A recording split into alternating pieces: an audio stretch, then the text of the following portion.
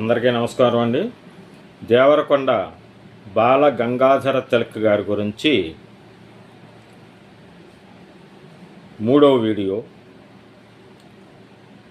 దేవుడా రక్షించు నా దేశాన్ని, పవిత్రుల నుండి, పతివ్రతల నుండి, పెద్ద మనుషుల నుండి, పెద్ద పులుల నుండి, నీతుల రెండు నాల్కలు సాచి బుసకొట్టే నిర్హేతుక కృపా సర్పాల నుండి, లక్షలాది దేవుళ్ళ నుండి, వారి పూజారుల నుండి, వారి ప్రతినిధుల నుండి, సిద్ధాంత కేసరుల నుండి, శ్రీమంద్గురు పరంపర నుండి అని అంటాడు బాలగంగాధర తిలక్.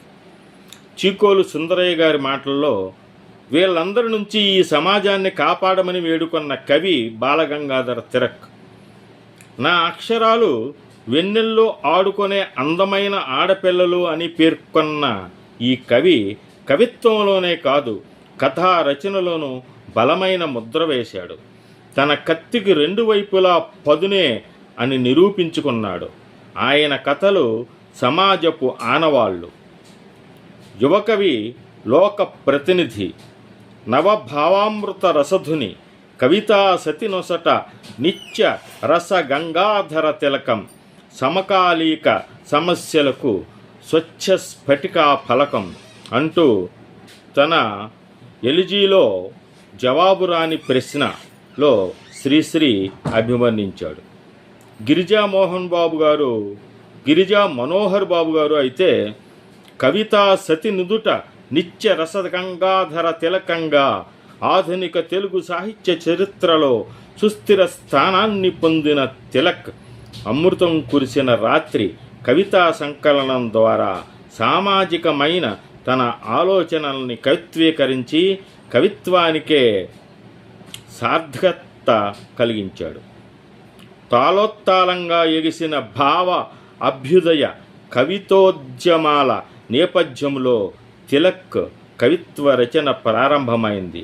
వ్యావహారిక భాష, రస దృష్టి, వాస్తవికత దృక్పథం, అనితర సాధ్యమైన శైలి తిలక్లో మనకి గోచరించే కొన్ని కోణాలు. వేలూరి వెంకటేశ్వరరావు గారి మాటల్లో అయితే తిలక్ మనకి ఆ రోజుల నాటి అంటే 1960 నాటి వీర అభ్యుదయవాది, అల్ట్రా ప్రోగ్రెసివ్గా ముందుకొస్తాడు.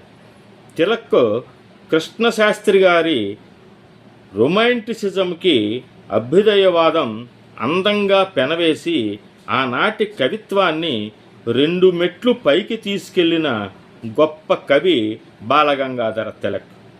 కాకుంటే రహస్య సృష్టి, సానువుల నుండి జారిపడే కాంతి జలపాతాన్ని చూపించు, మమ్మల్ని కనికరించు. రహస్య సృష్టి, సానువుల నుండి జారిపడే కాంతి జలపాతాన్ని చూపించు, మమ్మల్ని కనికరించు అని వ్రాయలేడు. మంచి గంధంలాగా పరిమళించే మానవత్వం మాకున్న ఒకే ఒక అలంకారం అని ఇంకే కవి రాయగలడు? తను ప్రార్థిస్తున్న దేవుడు, ఆ దేవుడు ఎవరైతేనేం తన కోరికలు తీర్చలేడని తిలక్కి తెలుసు. నాకు చందమామలో జింక కావాలంటే ఏ దేవుడు ఇవ్వగలడు? తిలక్ ప్రగతిశీలుడైన మానవతావాది.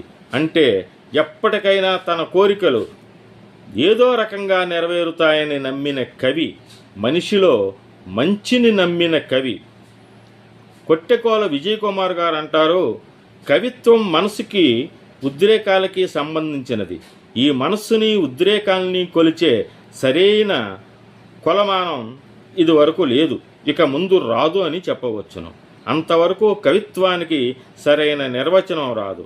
మన లోపల జరిగే ఒకానొక అనుభూతి విశిష్ట కవిత్వానికి ఆధారం అని తిలక్ ప్రకటించాడు. కవిత జ్ఞాని అయినాడు. తిలక్ కవిత్వానికి అసలు రూపం అమృతం కురిసిన రాత్రి. దీనిలోని ప్రతి కవిత కొత్త శిల్పంతో, కొత్త భావంతో రక్తి కడుతుంది, హృదయాన్ని కదిలిస్తుంది, మెదడుకి పదును పెడుతుంది. భావ తీవ్రతతో పాఠకులలో ఒక విధమైన మానసికావస్థను కలిగించాడు. తిలక్ వచన కవితా నిర్మాణ శిల్ప రహస్యవేది అయిన తిలక్ చిన్న వయస్సులోనే జూలై 2వ తేదీ 1961లో మరణించాడు. 45 సంవత్సరాలకే మరణించాడు. తిలక్ మంచి అందగాడు, మానసికంగా మెత్తనివాడు, స్నేహశీలి, కవి, రసజ్ఞుడు అని కుందుర్తి అమృతం కురిసిన రాత్రి పీఠికలో అన్నాడు. శ్రీశ్రీ గారైతే గాలి మోగొద్దయిపోయింది, పాట బూడిదైపోయింది, వయస్సు సగం తీరకముందే అంతరించిన ప్రజాకవి, వయస్సు సగం చేరకముందే అస్తమించిన ప్రభారవి అని విలపించాడు బాలగంగాధర తిలక్ మరణాన్ని తెలుసుకొని.